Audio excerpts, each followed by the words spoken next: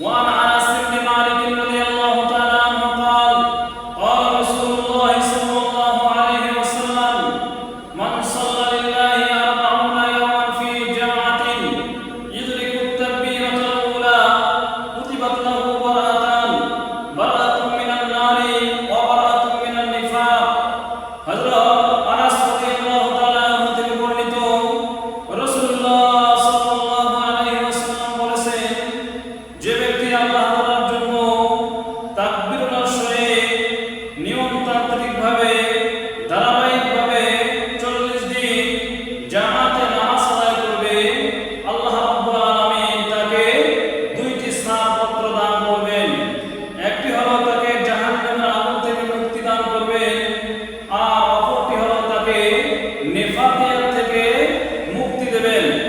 অর্থাৎ মুনাফিকদের খাতায় যদি ওই আল্লাহ তাআলার বান্দার নাম লেখা থাকে, সেখান থেকে তার নামকে কেটে দেওয়া হবে। وعن انس بن مالك رضي الله تعالى عنه قال قال رسول الله صلى الله عليه وسلم من صلى لله 40 يوما في جمعة يدرك التكبيرة الأولى كتبت له براءة من النار وبراءة من النفاق.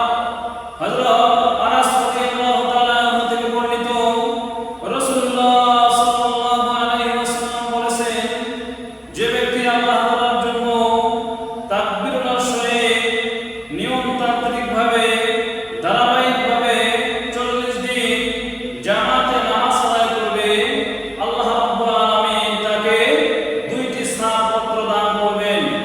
একটি হলো তাকে জাহান্নামের আগুন থেকে মুক্তি দান করবেন, আর অপরটি হলো তাকে নিফাকিয়াত থেকে মুক্তি দেবেন। অর্থাৎ মুনাফিকদের খাতায় যদি ওই আল্লাহ তাআলার বান্দার নাম লেখা থাকে, সেখান থেকে তার নামকে